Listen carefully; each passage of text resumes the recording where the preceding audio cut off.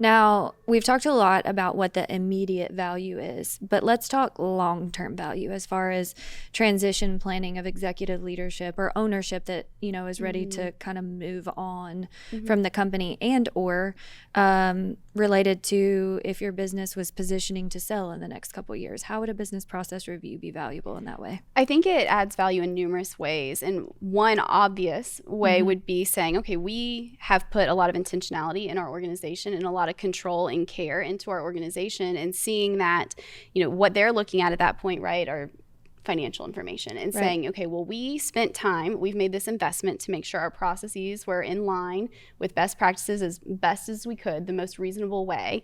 And we are then saying we addressed what they came to the table with in this way, and then showing that whatever was a concern has been addressed. And I think that gives just peace of mind of saying, okay, that, more comfort over the numbers, right? If there's comfort over the processes, there's more comfort over the numbers. Yeah, absolutely. And I think it's worth saying that if I were looking at two businesses and one of them had documented institutional knowledge and procedures, and essentially I'm buying the business and the knowledge versus just buying the business, one of them would have a greater value. So I feel like business processes help to do that.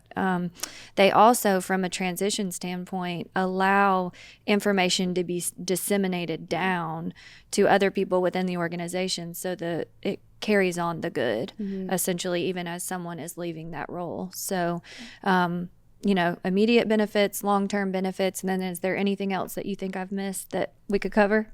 I don't think so. I mean, one thing that we've talked about in the past is just, I think this is really good to do as well when you have some really strong resources that you want to retain, and that you may be nervous, in this environment, should they get picked up by another company? What, how do I make sure that they feel as fulfilled and satisfied where they are? And one way that this helps with that is looking at, okay, who's performing what tasks currently? And through this review, we see what's the resource allocation? Like, is this really strong resource doing 90% of the work where these, other people are not doing as much as they could be, which would then alleviate some of the burden on this individual and maybe lead to them having a stronger work-life balance or something like that. Yeah, so let's keep who we know is good and brings value to the organization. Don't inundate them with everything when others can participate. Right, which is pretty much what always happens, it seems. Yeah. And then also, there's a culture element to this. When companies implement these findings and the culture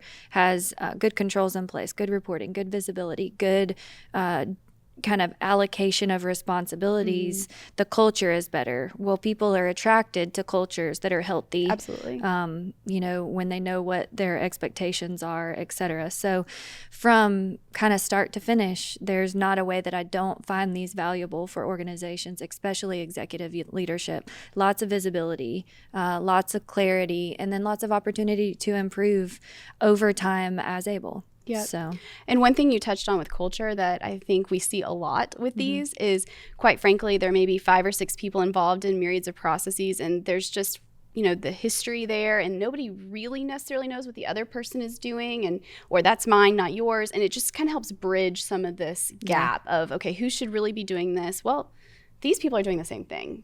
They're doing this review maybe a little differently, but they're both doing it. So how can we think through, and maybe it sometimes takes that outside person to come in and have those conversations and see that versus somebody who's just been in it from the beginning. Yeah, people can have opinions, but when the neutral third party comes in and has the same opinion, it lends a little bit of value and authenticity to it. So, well, I mean, I think that covers it. Thank you for your expertise and your feedback. And well, thank you. Like I said, I was very excited to talk to you about these today because I think they just bring so much value. And I really have seen that in what we've done with these in our group. Is just, I can't say enough good things about them. They are fantastic at these and making sure that clients are really getting the value that they need. So absolutely. It's a joy for sure. All right. Thank you so much.